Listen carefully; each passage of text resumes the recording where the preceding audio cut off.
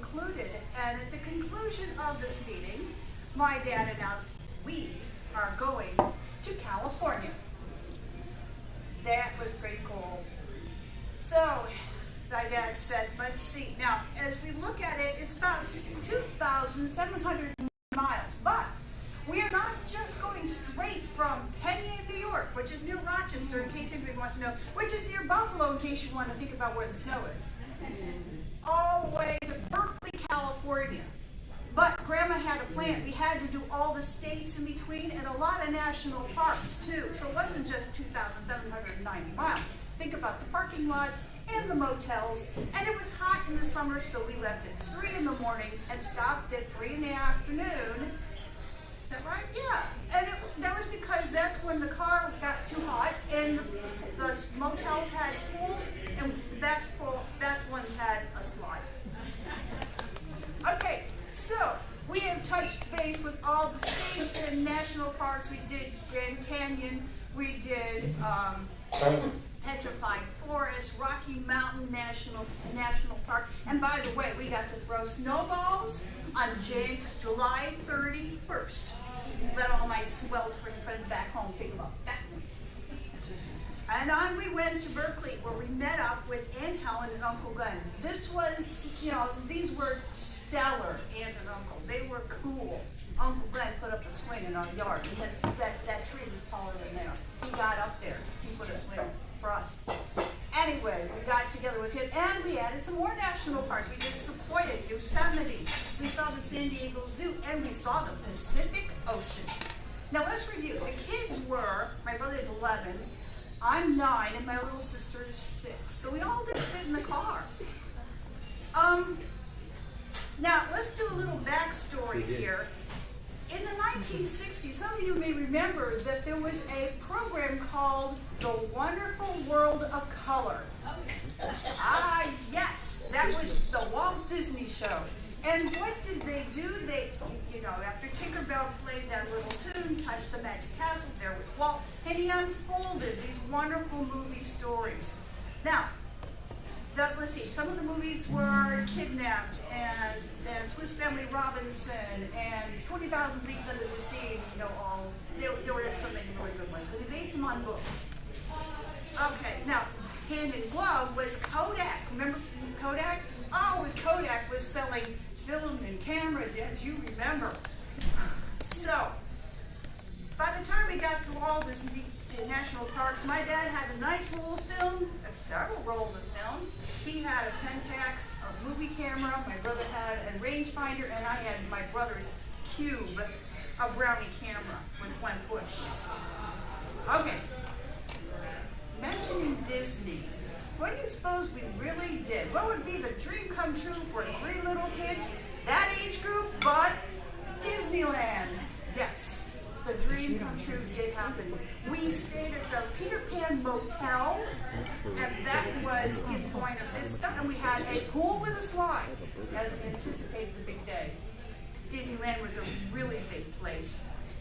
We did all, this is the first theme park in America. We did all the Swiss Family Robinson Treehouse. We did the jungle ride. We saw the hippopotamus roll in a big ball. And we went in the submarine. We did everything that was worth doing. We were the lap of satisfaction. So, 3 weeks later, we get back from our trip. It's school. And the teacher asked us, what did you do for your summer vacation? Well, we breathed out and thought, let's see, driving in the car with Grandma, that's cool. And seeing all the national parks, that's cool. And all the pictures, that's cool. Our answer, it could have been Disneyland. It could have been California. If you asked us, we'll tell you it all. There's probably all of it.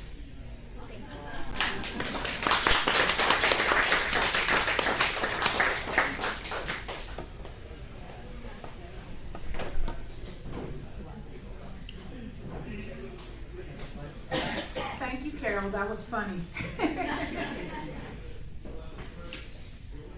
63 sedan. You didn't say what brand? Did you say Oldsmobile?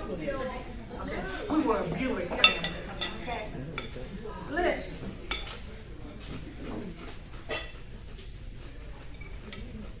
Don't forget that if you're looking for an activity for your relatives and family who will be coming into town for the holiday, check out and see what Freetown Village is doing. Check out to see what Storytelling Arts is doing. I think we're not doing nothing. But check out and see. Just in case you want to buy a ticket for that event.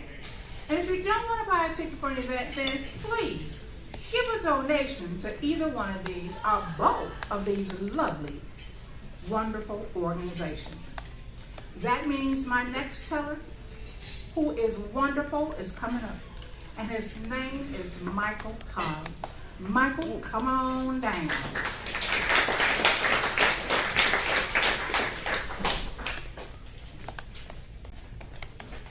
Hello, everybody. Well, the theme at this time of year, honestly, first thing that came to mind was Christmas. Unwrapping Christmas memories. And as you know, I've spent this year telling a lot of stories about my father, because we lost him last year and he was an amazing man. So let me tell you though, my father had the most amazing gift, and that was to pick the perfect gift for you at Christmas time. Absolute perfect gift. And he got it from my grandmother, who also had a wonderful gift for that. But my grandmother's usually involved food, and a lot of it. You remember that green Jell-O stuff? My grandmother used to make 17 to 18 gallons of it every year. And we walk into her house, and she'd have a giant Tupperware container, and she'd go, "Are you ready?" Well, Dad got that gift from her. And I don't know if y'all know it or not, but I was the original geek. When you opened up the dictionary, you found my picture there. You know, I had hair down below my shoulders, I had scoliosis, and I wore glasses, and always had sinus infections. So I always talked like that. And you all have heard my laugh, right? Yup, yup, yup, yup, yup, yup, yup, yup, yup, yup. That's my real laugh. I'm not faking it. Yup, yup, yup, yup, yup. So imagine that you're that kid at school, and you don't have that many friends, and you are just kind of quiet and shy. And your dad realizes this, and he knows you want to reach out to the world. So what does he do? One Christmas, he gave me two very special gifts. The first one, and I don't know how he knew it, was a book. He knew I love to read, mind you. I have more books now than I think the public library does. But back then, I didn't have all that many books, but I spent a lot of time at the library. So what did he do? He gave me a book called The Mask of Akhenaten by Robert Silverberg. I don't know if you've ever heard of it. Of course not. Oh, it's a wonderful book, though. Absolutely wonderful. And I'm reading it, and my mind is going. It's like I've taken some kind of psychedelic drug. I'm back in ancient Egypt, and I can envision it. And guess what happens? I ended up getting a degree in anthropology, specializing in archaeology, okay? All right? That's the first gift he gave me. The second one, though, I opened this package, and I'm like, it's a piece of glass. What on earth is this? And I'm looking at it a little more carefully, and I'm like, it says Cousteau on the side. And in it, there's a gift certificate for scuba lessons. Oh, wow. And 1 month later, I fall backward off a boat in the Bahamas into the ocean. And my world has never been the same. I'm floating magically above everyone, above the sea, the lights, the sounds. My world is changed. And my Father knew this. And he gave me that gift. He gave me the gift of my future. He gave me the gift of the world. And he gave me the gift of storytelling. Thank you.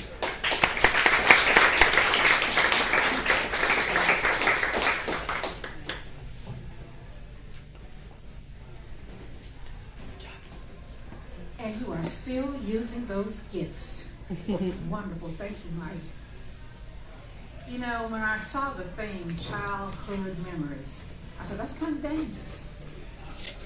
A lot of things we can remember, some of them not so good. And I had this conversation with my brothers. You know, I told them, I said, I was in college before I found out we were poor. You know, I was in a psych class or sociology class. Anyway, it said something about if you were middle class, and it gave you the criteria. If you were lower, I couldn't find my family. I kept going down further and further. I said, oh, we were poor. Something I didn't learn until college. So I had this conversation with my brothers. I have 2 younger brothers.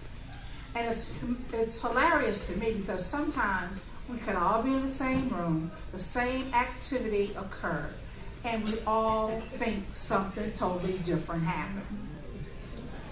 So he said, we were not poor. There were people in our neighborhood who didn't have furniture, who didn't have a change of clothes, who did not have food, who did not have utilities. He said, we were not poor. And so, you know, it all has to do with your perspective.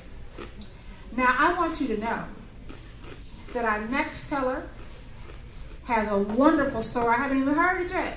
But Susan, where are you? Come on down and tell this story. More than one Susan? There's more than one Susan? No, I said is there. No, you just tried to get out of it, didn't you? There we go. Can you hear me in the back? I've been having trouble hearing some of these. Okay. I'm pretty loud anyway.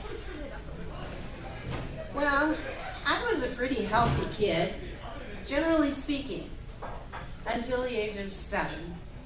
And then I received the diagnosis of strep throat, which then was followed by a diagnosis of scarlatina and then rheumatic fever.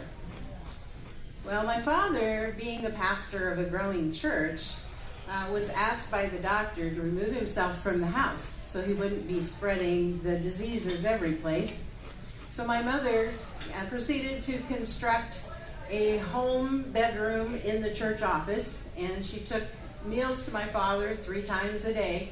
And this went on for at least a week, maybe 2 weeks, but the time frame is really foggy because obviously I was often delirious with what was going on. But just having my father thrown out of the house was a big deal.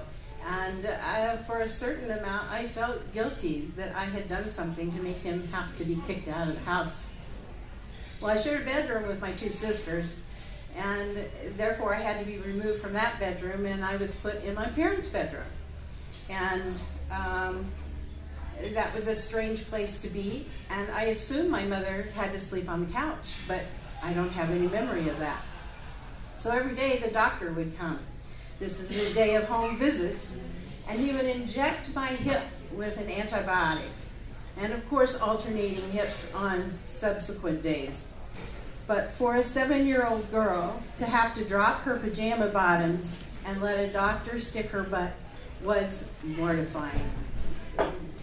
Well, then there was the fact that the doctor told my parents that all of my toys and all of my clothes either had to be boiled or burned.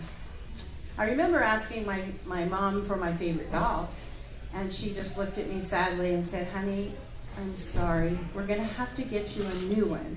But of course, at 7, I didn't understand what was going on, so I felt confused, and I felt lonely in that bedroom by myself, except when Mom brought me the meals.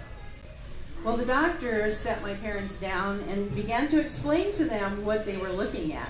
because rheumatic fever is actually a disease that causes the body's immune system to attack its own tissues. So it could affect the joints or the heart or the blood vessels. And if a person has rheumatic fever, they could develop an enlarged heart or a heart murmur or fluid around the heart. And in serious cases, surgery might be required, and there could even be the result of death. Well, clearly this frightened my parents, and my father did the only thing he knew to do. That was to call on the church to pray.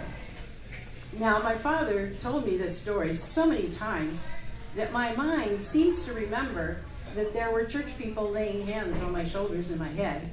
But I know that couldn't have happened because I was so contagious.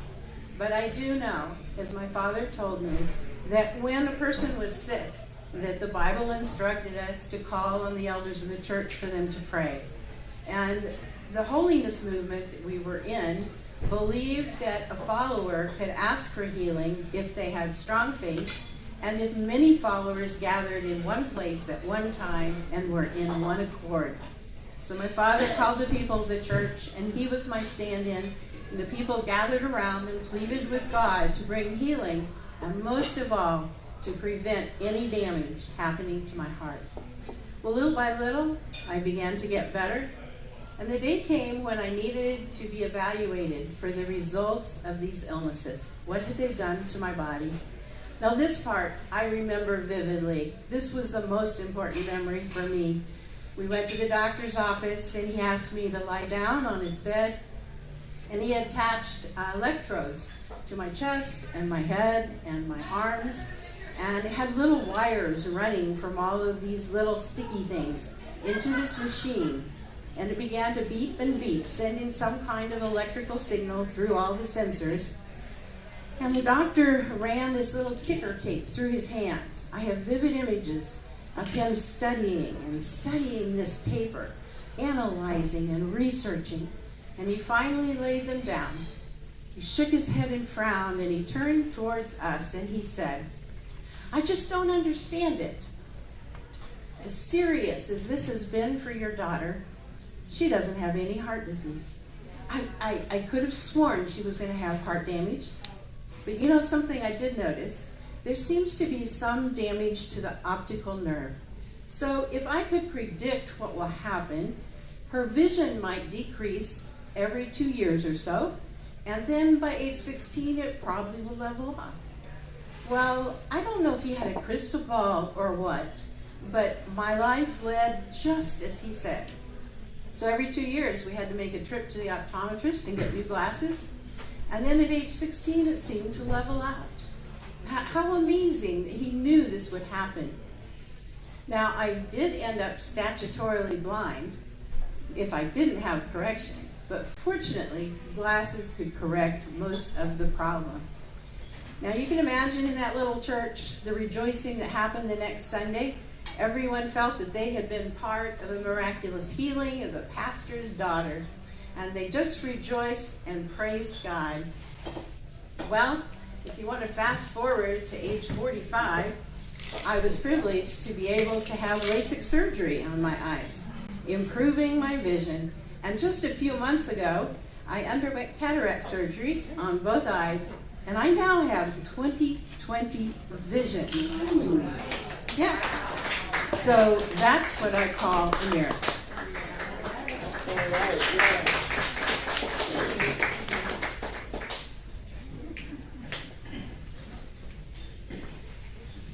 You know, my mother had rheumatoid fever, rheumatic fever, is that what you told me?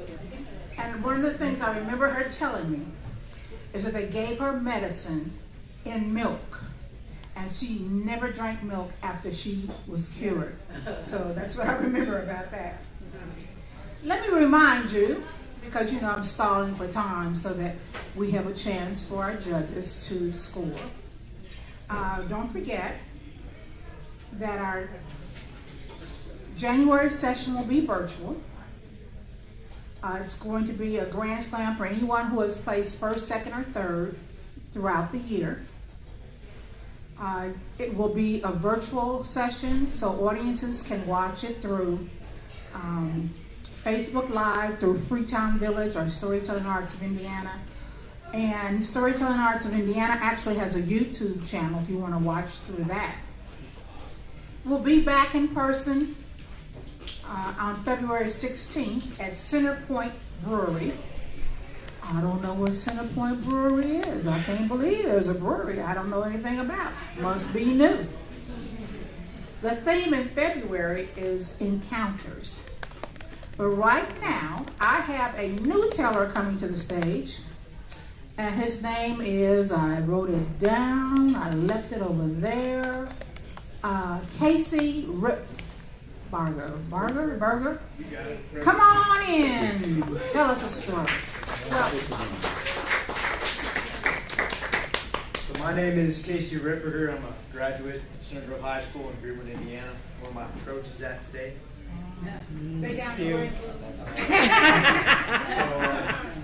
My mom was a teacher. I don't know if any of you guys are maybe married to teachers, have kids that are teachers. Great people, amazing people, they're outstanding. Yes, we are. Something with teachers though is that they're able to speak to each other via telekinesis. It's kind of weird. You know, anytime something would happen in my life, my mom would send a group email to all my teachers just so that they would know, right? There was an ancient tree on the other side of our neighborhood that died, and my mom sent out an email to my teacher saying, hey, I just want to let you know that this tree's dead. Casey's going through a hard time, right? I didn't even know this tree was on the other side of our neighborhood. Next day in class, my teacher tells the whole class to be quiet and says, hey, Casey, can you stand up? So I stand up. Teacher reads off my mom's email verbatim and goes, hey guys, I just want you as a class to support Casey while he's going through this hard time. So let's just say I had to find a new lunch table when afternoon rolled around. So I was a mad kid. You know, I always had something going on. I listened to a lot of rap, R&B music, Eminem. I'm on my way into school one morning and he's talking about how you only got one opportunity. I hadn't done a high school prank yet. Well, this was 2019. COVID was just rolling around. Schools were shutting down, so I saw a golden opportunity. I called what friends I had left over to my house, and I go, okay, this is what we're going to do. We're going to go through and we're going to study all the emails from the principal over the past year. We're going to figure out how he says things, how he addresses people, and how he says goodbye. We always end his emails with the best regards, your principal, Jeffrey Henderson. So we sit down, get an email list of all the moms in Center Grove, and we construct an email saying that school's canceled indefinitely. We sign it with best regards, Principal Jeffrey Henderson, and we sent it out. Center Grove's got about 2,400 students in the school. I show up the next day, I'm one of 200 in the entire building. And some, almost period bell rung, he started calling down names. About how you act when you're in a situation like this. I've done multiple philanthropic works in principal. Look, Smitty goes, sit back down. We got suspended. For 3 weeks. It was not a good time. First day back in the classroom, my teacher goes, hey Casey, can you stand up for me? I got an email from your. We have another teller. Is there anybody out there who has not signed up that needs to sign up right now? Don't be sure.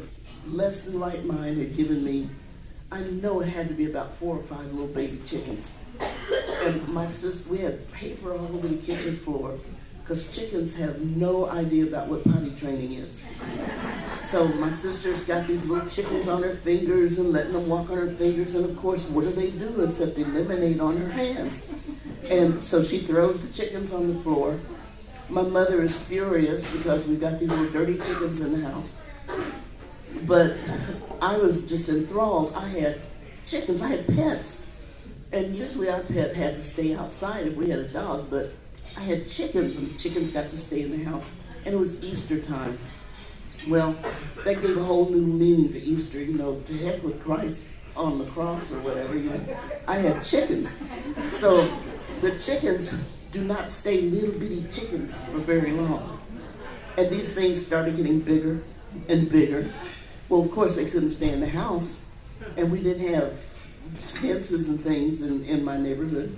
But someone somewhere had gotten this huge gosh, it was about, if anybody's ever seen Christmas Story, you remember that the dad got a lamp in a big crate box. Well, somebody found a box that big, put it in our backyard, and the little chickens lived in the box. Well, they got bigger and bigger, and pretty soon they didn't like the box anymore. And my dad was one of those people that was, he was colorful in his language. So these chickens would get out, and they loved his pants. In the 50s, they had these, I call them flat daddy pants, you know, trousers, and legs are big, and when you walk, they flap.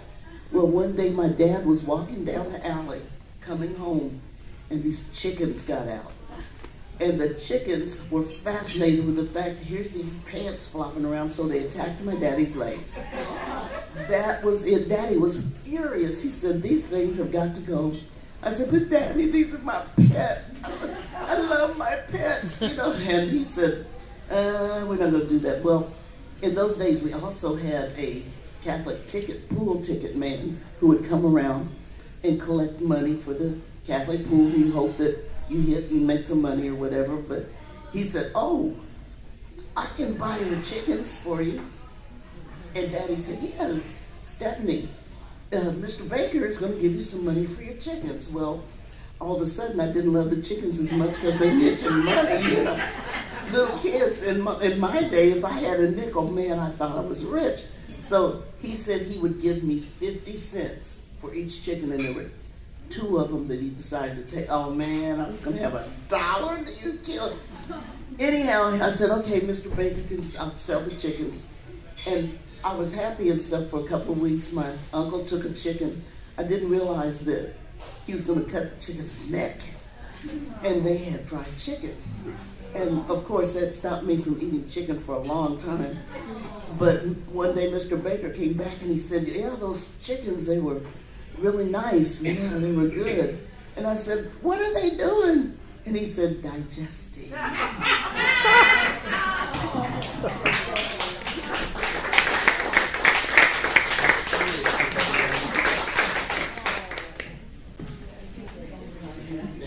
We have learned not to name our pets if they are part of the food chain. That was hilarious.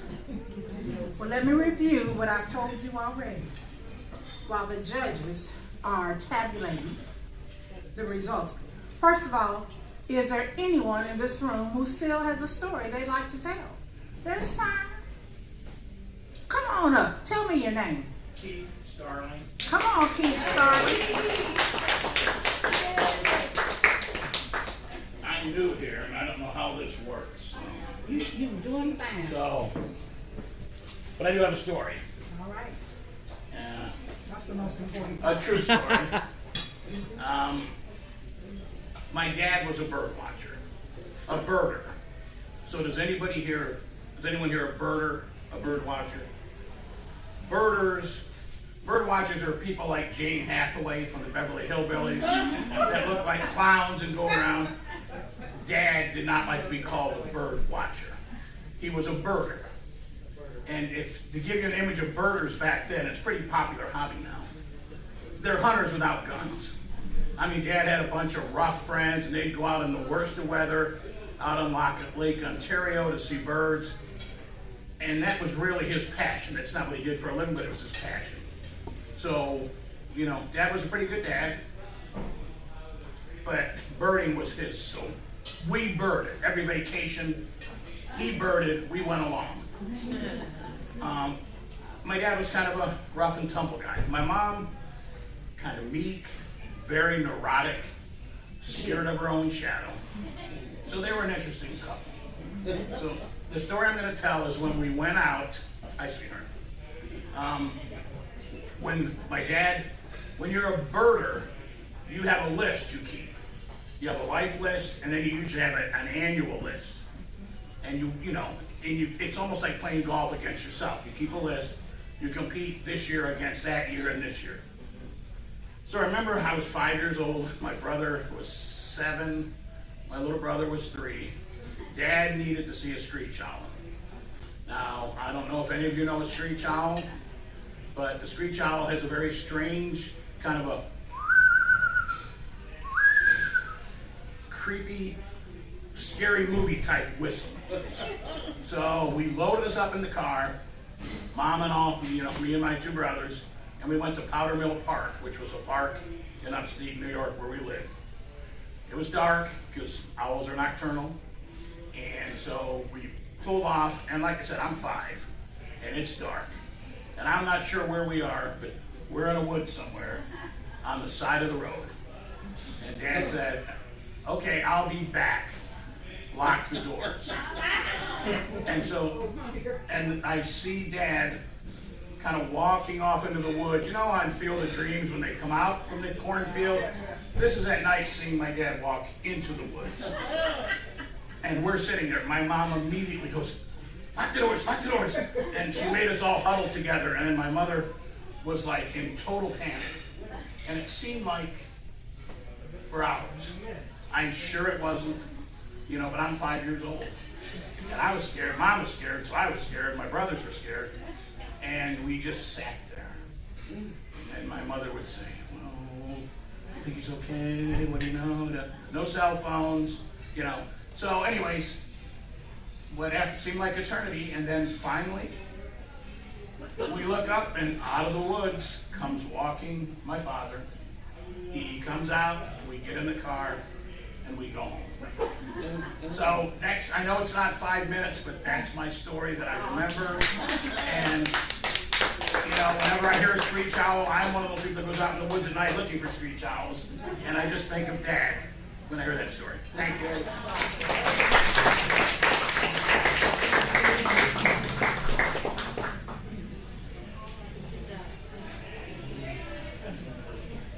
But did he find the screech owl? Oh, yes. All right. Because otherwise we would have been back. That was wonderful. And you said your last name was Starling? Starling, just like the bird. Just like the bird. I know. That irony was not lost on me. That was wonderful. Anybody else? What about these youngsters sitting up here? You just want to let your friend be the only one? Show his skills, his talent? That's storyteller. All right. Come on up. I got another person. Tell me your name. And your name is? Summer. Summer is ready to tell us a tale. Hi, everyone. I'm going to tell a story about when I was 16. So this was in the 1997-ish. When I was in high school, I was splitting my time between regular high school and cosmetology school. So I'd leave school at halftime during the day and then go to another place to finish my classes. And so my parents very nicely got me a nice used car, which I loved very much. It was a Plymouth Neon. It was bright red. And like the ads all said, hi. It was really cheery and happy. And I love this car a whole lot. And I had no sense of direction. I still don't, but now we have GPS. But back then, we didn't yet. And so if you were going to go somewhere, we luckily, the internet was kind of a thing, so we had MapQuest, and you could type in, the address where you were going and print off your directions and bring those with you and hope they worked, or hope that you didn't make a wrong turn because it didn't readjust for you or anything like that. And so one time right after I had gotten my license and gotten my car, I was going to a new friend's house, and I'd never been there before, so I printed off my MapQuest directions. I had them in the car, and I was jamming along to the soundtrack from Pretty Woman and trying to watch for things. And I'm in a part of town I've never been in before and a little bit confused, and I don't know if I've missed my street or if it's way down there because I have no sense of direction. Half a mile could be anything.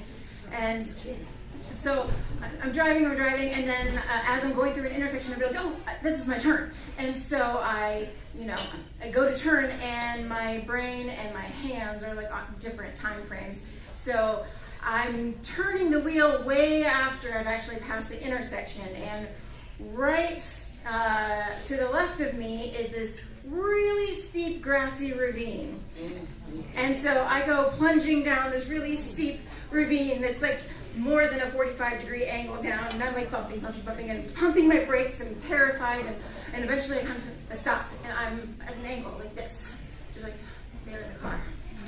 So I put the brake on, pull the parking brake, and kind of climb out the passenger seat, because that way it's no good. It's still a ways to go down. And so I climb out really carefully and push my way out and climb up to like the street level, and it's terrifying because my car is like hanging on, just like this. And so as you do, I called my dad, who had to then figure out where I was, because how would I know where I am, So he used like actual maps to figure out where I was, and he came out, and he's like, okay, well, let's go out, and I'll see if I can help get your car out. And he gets there, and he's like, no. I definitely cannot get the car out of that ravine, so we call a tow truck. And by the time the tow truck gets there, it's starting to get a little bit dark, and the tow truck driver gets there, and he looks at it, and his eyes get really big, and he's like, okay, this is an unusual job, but we'll see what we can do. And so he gets out, this big cable and attaches it to the front of the car, and he says, well, but someone has to be in this car while I'm pulling it out so that you can move the wheels and all of that. And my dad looks at me and he's like, well, obviously I'm going to be the one in the car. And as he's like gingerly climbing down this ravine and climbing into my car, and he's in the driver's seat like this, I can tell like he's a little pale, but he's going to do it, and he's not going to admit that this is terrifying, because at any moment this car really could just flip right over. So the tow truck driver, starts pulling the cable up slowly, and the car is like slowly starting to turn, and little by little, we're watching, and by now there's like a crowd watching, because we're blocking traffic with the tow truck and all of that, and then the neighbors have come out, and so we're watching as the car like slowly comes up, and so eventually it comes up to a point where it's like perpendicular, and it pulls the rest of the way up, and I just have this vivid memory of my car just slowly going up and wondering if my dad's going to go down, and he comes all the way up, and I think our parents show us that they love us sometimes by doing these like incredibly stupid things for us. That's my story.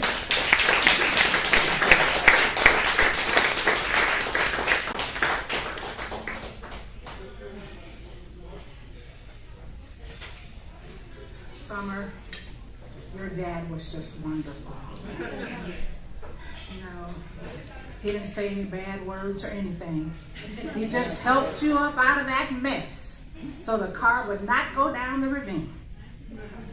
Listen, let me remind you that both Storytelling Arts of Indiana and Freetown Village are the sponsors of this session, and that we'd like to thank Chatham Butler for hosting us, and Getzer,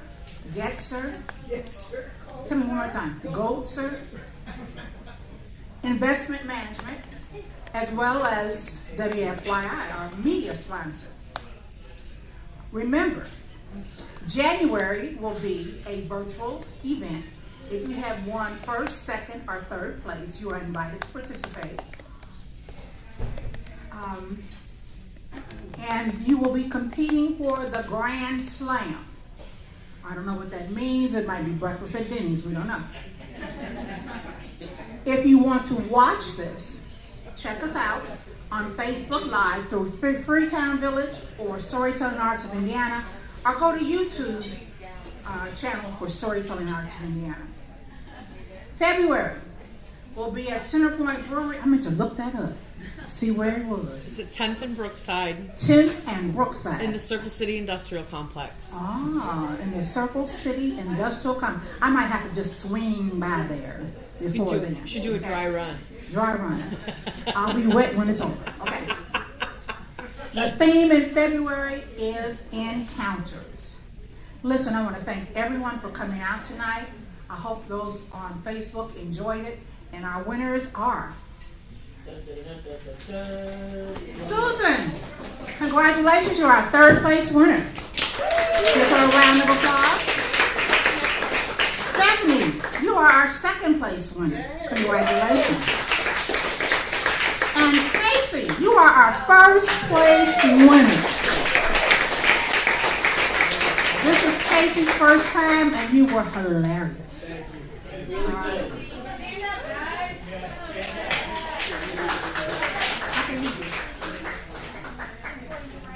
Okay, she is, don't leave. We'll give you your monetary compensation for coming. And we'd like to see you back. Are you old enough to go to, are you 21? No? I'm getting there. He's getting there. When's your birthday? March 28th. March 20, oh, Yeah, well, but will you be 21 is what we're asking. no, We no. got over the time. Just put it that way. 2019. Our audience would like the winners to stand. Susan, Stephanie, Casey is first. Third, second, first. Let's give them a round of applause. Thank you so much. We hope to see you in January if you've been a previous winner. And guess what, Casey? You qualified for the virtual storytelling session. And it doesn't have to be the same story. It could be a different one. But it has to be a real story, told in the first person, less than 5 minutes. Anybody else want to tell while we just twiddle our thumbs? Listen, I've enjoyed listening to all the stories tonight. Finish eating your food. I'm getting another glass of wine. And I hope to see you again in January and February. Thank you so much for coming.